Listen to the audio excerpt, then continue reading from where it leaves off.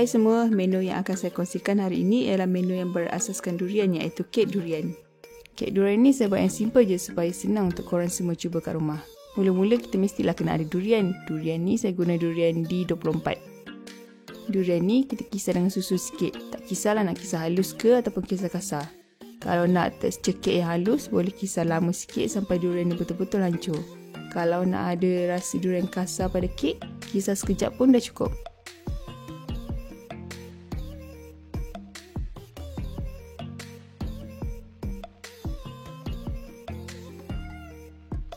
Lepas tu, kita letak tepi dulu durian ni. Kemudian, kita ambil mangkuk yang besar, kita pukul gula, telur dan yang paling penting, kita kena ada ovelet. Ovelet ni ialah kek stabilizer.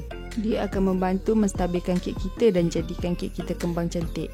Ovelet ni boleh beli dekat pasar raya ataupun kedai-kedai yang menjual alatan kek. Jangan risau sebab ada jenama yang halal yang boleh kita gunakan. Bahan ni semua kita pukul sampai betul-betul kembang dan gebu. Pukul dengan kelajuan yang tinggi sampai adunan bertukar menjadi putih ataupun pucat. Saya pukul lebih kurang dalam 10 minit.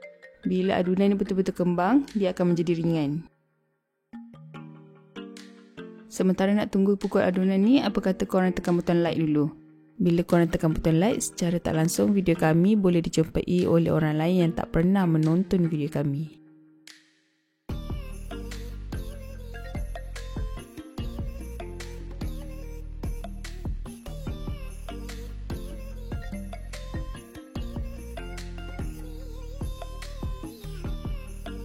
Kemudian kita masukkan durian yang kita dah blend tadi dan juga isi vanila.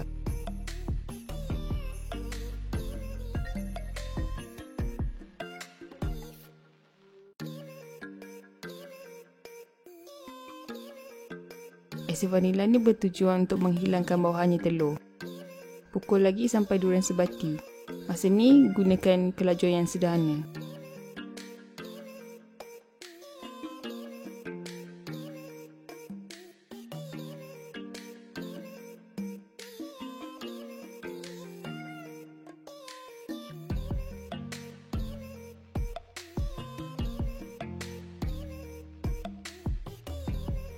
Kemudian masukkan tepung sikit demi sikit sambil pukul. Tepung ni kita ayak dulu supaya dapat tekstur kek yang elok.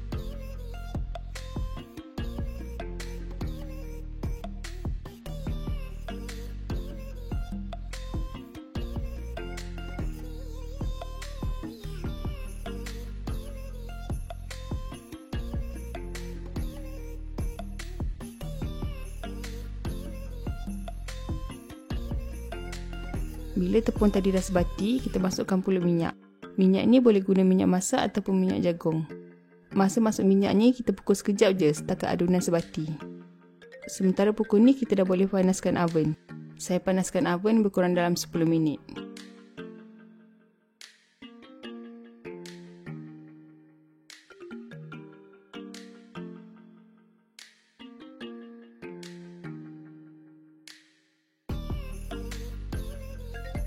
Kemudian sediakan bekas yang sesuai untuk membakar.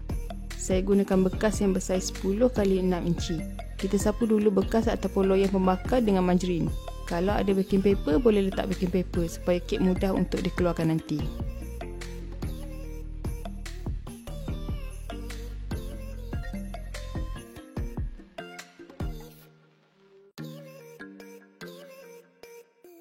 Masukkan adunan tadi dan boleh terus bakar bila oven dah panas.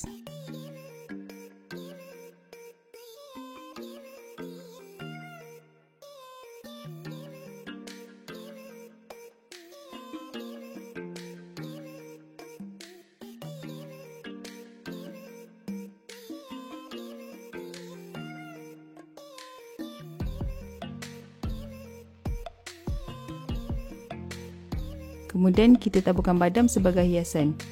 Badam ni kalau nak letak boleh, tak letak pun tak apa. Boleh bakar lebih kurang dalam 40 ke 50 minit ataupun sehingga kek betul-betul masak, bergantung pada oven masing-masing.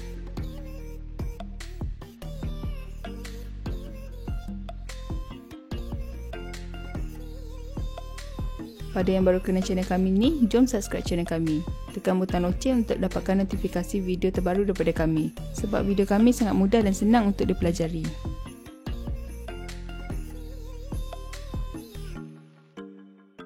Jangan lupa subscribe tau, sebab channel ni best.